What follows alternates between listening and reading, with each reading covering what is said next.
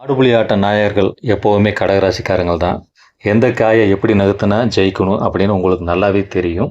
அப்படிப்பட்ட கடகராசிக்காரர்களுக்கு இந்த 2026 கோச்சார பலன் எப்படி இருக்கு அப்படின்ட்டு நம்ம கொஞ்சம் பார்க்கலாம். பிறந்த ஜாதக அமைப்பை பொறுத்து இந்த கோச்சார பலன்கள் கூடவும் செய்யலாம், குறையவும் செய்யலாம். இது உங்களுக்கு எல்லாருக்குமே தெரியும்.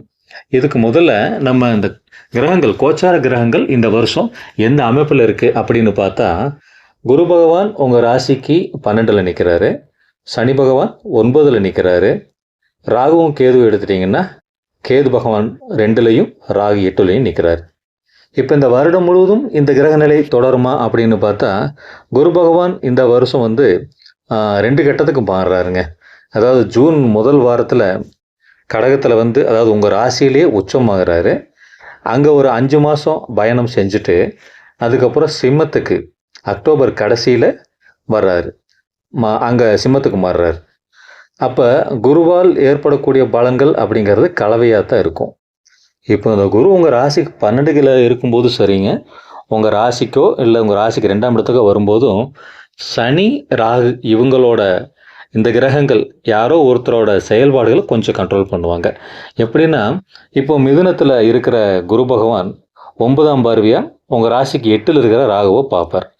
அப்போ ராகுவோட தீமைகள் 8ஆம் இடத்துலேருந்து ராகு உங்களை படுத்துட்டு இருக்காரு இல்லைங்களா, அதெல்லாம் இந்த குருவோட பார்வையினால கொஞ்சம் கண்ட்ரோலுக்கு வரும். மெயினாக ராகுவால் வர்றது பார்த்திங்கன்னா, என்னன்னே இல்லாமல் என்ன காரணம்னே தெரியாமல் மனசில் ஒரு பயம் இருக்கும். உடம்புல உடம்பு தொந்தரவு இருந்தாலும் இதுதான் அப்படின்னு நம்ம ஐடென்டிஃபை பண்ணவே முடியாது. அப்படி ஒரு தொந்தரவுகள் ஏதோ ஒன்று இருக்கும். உடம்பை போட்டு ஏதோ ஒரு வகையில் இடைஞ்சல் பண்ணிகிட்டே இருக்கிறது தான் இந்த ராகு பகவானோட வேலை. இந்த சனி பகவானும் 7, 8க்கு அதிபதியாகி இப்போ 9ல் போய் உட்காந்துருக்காரு.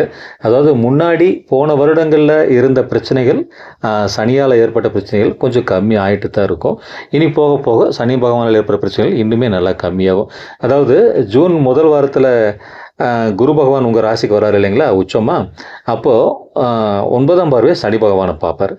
அப்போ 7, 8 அதாவது வாழ்க்கை துணைவர்கள் இருக்கக்கூடிய அந்த சின்ன சின்ன சங்கடங்கள், உடல் பிரச்சனைகள், ஸ்கின்ல வர்ற பிரச்சனை, நரம்பில் வர்ற பிரச்சனை, காலில் தொடைப்பகுதியில் வர்ற பிரச்சனை, இது எல்லாமே கண்ட்ரோலுக்கு வரும். குரு பகவான் பார்க்குறது அப்படிங்கிறது என்னென்னா, உடனே சரியாயிரும், அதாவது மாயமாக மறைஞ்சிடும் அப்படின்னு சொல்லலை. மருந்துகள் சாப்பிடும்போது நீங்கள் மருத்துவம் பார்க்கும்போது அதெல்லாம் சரியாகிறதுக்கான வாய்ப்புகள் அதிகமாக இருக்கும். 2ல் இருக்கிற கேது உங்களை, அதாவது நீங்கள் பேசும்போது கொஞ்சம் கவனமாக பேசணும். நீங்கள் நல்லதே நினச்சிட்டு சொன்னாலும் அது சொல்கிற முறைன்னு ஒன்று இருக்கு இல்லைங்களா, வெடுக்குன்னு சொன்னீங்கன்னா அது கேட்குறவங்களுக்கு சங்கடமாக தான் இருக்கும், உங்களை எதிரியாக தான் நினைப்பாங்க. அதை கொஞ்சம் நீங்கள் கண்ட்ரோல் பண்ணிக்கணும். அப்புறம் குரு பகவான் அக்டோபரில் சிம்மத்துக்கு போகிறதுனால, சிம்மம் அவருக்கு உகந்த வீடு தான். அதாவது கடகத்துக்கு 2ஆம் இடமாகவும் வருது. அப்போ ஸ்தான பலமும் இருக்குது இல்லைங்களா. அந்த டைமில் மெயினாக ஒரு ராசி கட்டத்தில் பிரச்சனைகளை தர இடங்களான 6, 8, 12 இந்த 3 இடத்தையுமே பார்ப்பார் குரு. அப்போ ஆட்டோமேட்டிக்காக கடன் தொல்லை, நோய் தொல்லை, வேறு யாராவது உங்கள்கிட்ட பிரச்சனை பண்ணிட்டாங்கன்னா அது கண்ட்ரோல் ஆகிறது, தேவையில்லாத விரயங்கள் ஆகிட்டு இருக்கிறது, இது எல்லாமே குரு பகவான் சிம்மத்துக்கு போன அப்புறம் கண்டிப்பாக கண்ட்ரோல் ஆகும்.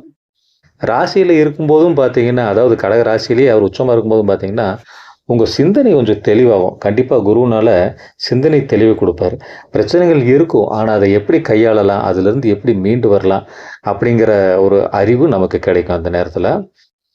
கடகராசியில் பிறந்து வாலிப வயசில், பருவ வயசில் இருக்கிற குழந்தைங்கள், அதாவது புனர்பூசம், பூசம், ஆயில்யம் 3 நட்சத்திரம் இந்த கடகராசியில் இருக்குது இல்லைங்களா. இதில் புனர்பூசம் நட்சத்திரத்தில் பிறந்த குழந்தைங்க பார்த்திங்கன்னா கரெக்டாக சனி திசையில், அதாவது 16 வயசு 17 வயசில் பார்த்திங்கன்னா சனி திசையில் இருப்பாங்க. சனி கடகராசிக்கு 7க்கு 8க்கும் அதிபதியாக வர்றாரு. அப்போது நம்ம செயல்பாடுகள் எப்படி இருக்கணும், அதாவது அந்த குழந்தைங்க யாரு கூட பழகிறாங்க, அவங்களோட சுற்று வட்டாரம் என்ன, எப்படிப்பட்ட நண்பர்கள் இருக்கிறாங்க, அதையெல்லாம் நீங்கள் கொஞ்சம் கவனித்து பழகணும். கடகராசி பெற்றோர்கள் இருக்காங்க இல்லைங்களா, கடகராசி உள்ள குழந்தைகளோட பெற்றோர்கள், அவங்களும் இந்த குழந்தைகளை கொஞ்சம் கவனமாக இருங்க குழந்தைகள் மேலே. ஏன்னா சனி திசையும் நடந்துட்டு இருந்து 8ல் ராகு கேது இந்த மாதிரி கிரகங்கள் தொடர்பு பெறும்போது தேவையில்லாத ஃப்ரெண்ட்ஷிப்பை கொடுத்து அதன் மூலமாக பெரிய குழப்பங்களை கொடுத்து வாழ்க்கை முறையவே மாற்றிடுவாங்க.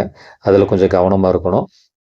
கேது திசை ஏதாவது நடக்கிற பிற்பகுதி, 40 வயசு 45 வயசு இந்த வயதுடையவர்கள் வந்து குடும்ப சூழ்நிலை கொஞ்சம் பார்த்துக்கணும். எப்படி நடக்குதுன்னு சொல்லிட்டு. ஏன்னா குழப்பங்கள் கொஞ்சம் அதிகமாக இருக்கும். கேது திசை நடக்கிறவங்களுக்கு இந்த காலகட்டம் கோச்சாரத்திலே கிரகங்கள் கொஞ்சம் சுமாராக இருக்கிறதுனால இது கொஞ்சம் குழப்பங்கள் இருக்கிறதுக்கான வாய்ப்புகள் இருக்குது. விநாயகரை பிடிங்க. அரச மரத்தடி விநாயகரை பிடிச்சிக்கோங்க. அவர் உங்களுக்கு நல்ல வழிகாட்டுவார். திருச்செந்தூர், பழனி இந்த மாதிரி போயிட்டு வாங்க. வழிபாடுகள் எப்போவுமே செஞ்சுட்டே இருக்கணும். அப்போ தான் நமக்கு மனசு கொஞ்சம் நிம்மதியாகி அமைதியாகி அடுத்து என்ன செய்யலாம் அப்படிங்கிற ஒரு யோசனை கிடைக்கும். அதுக்காகத்தான் கோயிலுக்கெல்லாம் போகிறது. கோயிலுக்கு போன உடனே சாமி எல்லாரும் தீர்த்து வச்சுருவார், எல்லா பிரச்சனையும் தீர்த்து வச்சுருவார் அப்படிங்கிறது இல்லை. ஒரு வழிகாட்டுதல் கிடைக்கும், ஒரு அமைதி கிடைக்கும். அடுத்தடுத்த கிரகநிலைகள் மாறும் பொழுது எல்லாமே சரியாயிரும். வளம் பெற வாழ்த்துக்கள். ஸ்ரீ மாந்தீஸ்வரனையும் கணக்கன்பட்டி சித்தரையும் வணங்கி விடைபெறுகிறேன். வணக்கம்.